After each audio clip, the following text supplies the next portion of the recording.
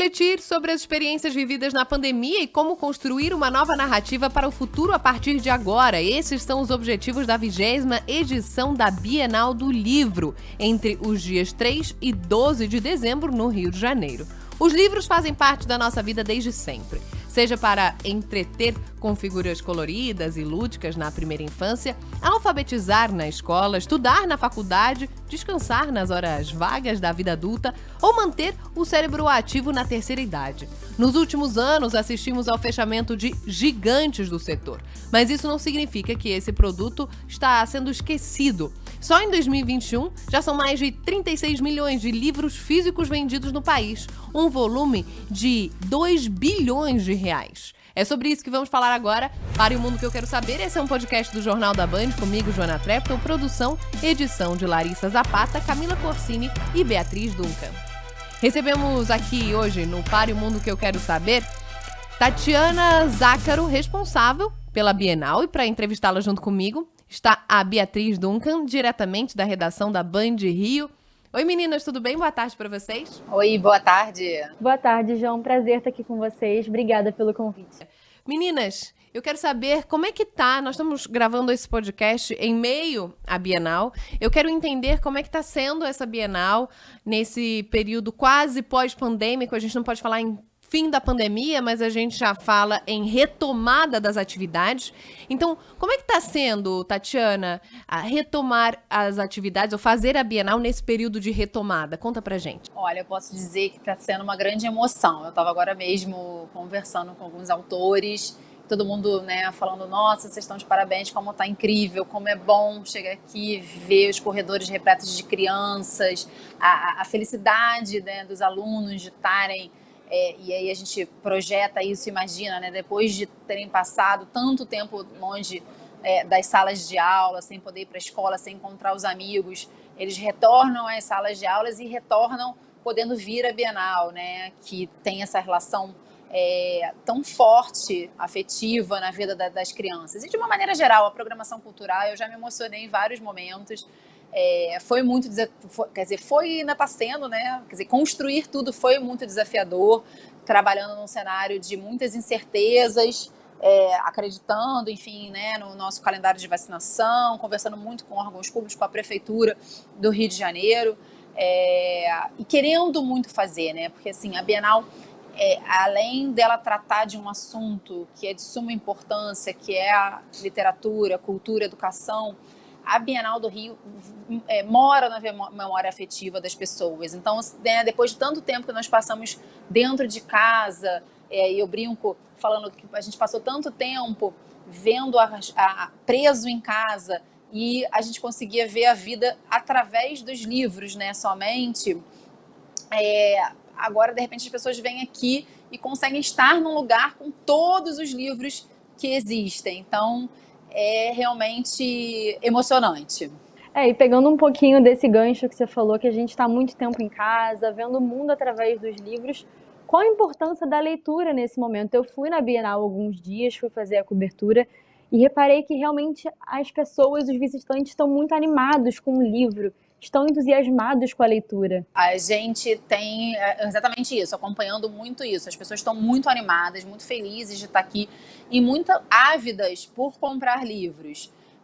A gente ainda não tem um resultado final, a gente faz pesquisa com o Instituto de Pesquisa durante a Bienal, e eu tenho certeza que a gente vai se surpreender com o número per capita de exemplares vendidos, mas assim, nas conversas com os editores, né, os expositores estão muito impressionados. E é muito fácil andar pelos corredores e ver pessoas com lista de compras, com mala, né? E acho que juntou também assim, a saudade de estar no evento, a proximidade do Natal, como, né, vocês falaram, como foi falado na introdução, a venda de livro aumentou no país, o consumo, né, a leitura durante a pandemia aumentou no país. Eu acho que a gente está vendo muito reflexo disso na Bienal.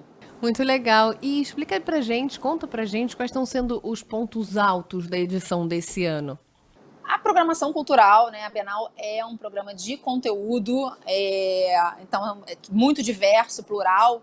A gente tem um coletivo curador com 11 curadores para exatamente ter possibilidade de tratar de todos os assuntos que hoje permeiam a nossa vida, que estão nos livros, né? Ficção, não ficção, história, poesia, democracia, questões do empoderamento feminino, maternidade, paternidade, literatura LGBTQIA+, literatura trans, de autores pretos. Então, assim, realmente tudo o que é fé, um popurrí realmente de tudo que a gente senta numa mesa com amigos e conversa, e do que está hoje retratado na literatura. Então, ponto alto da Bienal sempre, além, é claro, né, do grande shopping center de livros. Aqui você encontra o livro que você quiser, procura. Eu estou muito feliz com os preços dos livros, estão muito acessíveis, então eu acho que isso também está incentivando muito as pessoas a comprarem livro na Bienal. A primeira vez está sendo transmitida por streaming. Então a Bienal, né, com isso, ela ultrapassa essa programação cultural que sempre foi tão potente, tão plural, tão rica. Ela agora vai para todo mundo. A pessoa está lá em Angola, está na Dinamarca ou está ali em Maceió, ela pode acompanhar online, em tempo real, toda a nossa programação, interagir com a sessão. Então isso realmente sempre vai ser o nosso ponto alto. Eu queria saber, Bia, qual para você, né? A gente está falando com a responsável pela Bienal, que tem opinião sobre os pontos altos dessa edição, mas como uma pessoa que foi lá, né, aproveitar tudo isso, claro, trabalhando, mas que sentiu e viveu tudo isso, eu queria que você me falasse qual a experiência, né, para quem está nos ouvindo e vendo, qual a experiência de ir lá como visitante, como público. Eu acho que é muito doido, assim, porque eu cresci indo para a Bienal e eu tenho uma lembrança muito viva de estar nas filas de autógrafo, de painéis, e eu acho que eu nunca tinha conseguido assistir um painel de tão concorrido que sempre foi. E pela primeira vez, agora como cobertura, eu consegui assistir a diversos painéis. E realmente, essa questão da diversidade, a questão de... tem muito conteúdo para todos os públicos. Então, eu acho que o ponto alto dessa Bienal é atender todo mundo. Está atendendo diversos públicos para todos os preços, bolsos. Então, além de diverso, está muito acessível, como a Tatiana falou.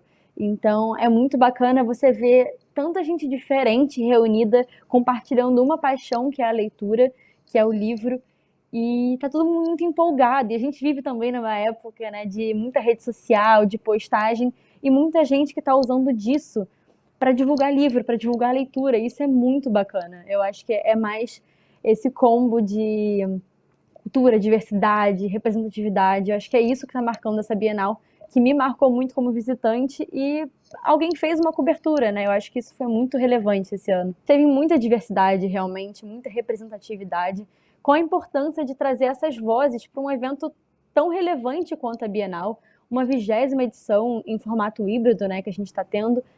São muitas vozes que atendem vários públicos. Qual a importância disso?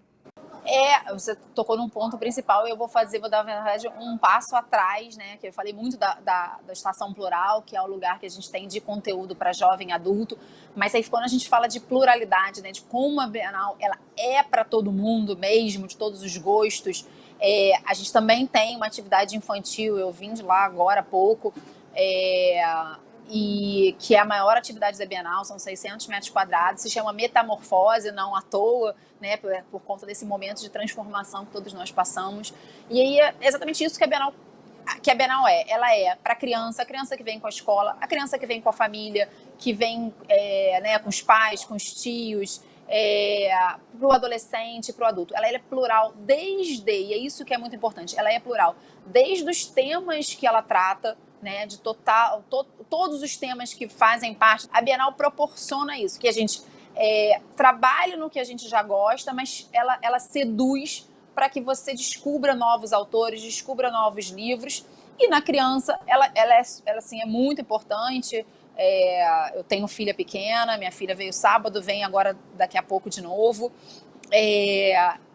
Para plantar essa semente, né, esse gosto pelas histórias, não é nem só pelo livro, lógico, mas além do lógico, da narrativa, da história, né? Na criança, eu acredito que é fundamental e é muito importante. É exatamente isso que a gente se preocupa, em ser plural, tanto nos temas, da diversidade dos temas, como para todo mundo, de todos os gostos, de todos os bolsos.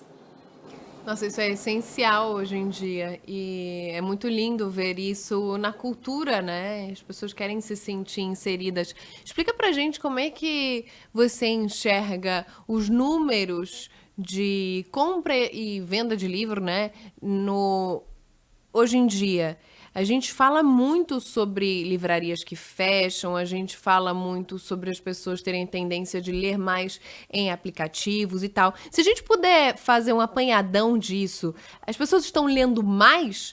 Então, na verdade, a gente, enfim, você tem, né, os leitores eletrônicos, mas assim, a leitura no livro físico no Brasil ainda é absurdamente superior a qualquer device. As pessoas, né, têm, enfim, a gente vive muito isso, né? Começou o livro digital, o livro físico vai acabar, vem streaming, série, né? O livro físico vai acabar e acaba ao contrário, né? Quando uma série explode, quando um filme faz sucesso baseado em um livro, ele acaba voltando a fazer aquele livro vender de novo. Realmente foi um fenômeno que aconteceu, né, durante a pandemia. As pessoas se encontraram muito nos livros, os índices de leitura aumentaram muito, seguem altos, e a gente tinha até uma questão, né, de entender se isso tinha sido um movimento ali da pandemia mesmo e como que isso se daria dentro da Bienal. E hoje já, né, com alguns dias já, vários dias já do evento acontecendo, vendo a quantidade de livros que as pessoas estão comprando, a gente vê que realmente não, é um movimento que veio para ficar. Talvez, enfim, isso esteja acontecendo pela diversidade de títulos que você tem, ou por realmente uma explosão dessa literatura young adult. E hoje, enfim, né, até uns anos atrás a gente tinha aquele gap, a gente lia criança, né, aí quem se tornava leitor voltava a ler adulto. Você tinha um período ali que você não tinha muito o que ler, a não ser o que você era obrigado a ler na escola. E hoje você tem toda uma literatura dedicada. Então, se você olhar aqui, você anda na Bienal, você tem livro para desde o bebê até a pessoa de 90, 100 anos. Você passa por né, e você entra em alguns estandes de editoras, você vê claramente infantil, infanto-juvenil, tá tudo, né, romance, ficção, tudo tá ali setorizado para você.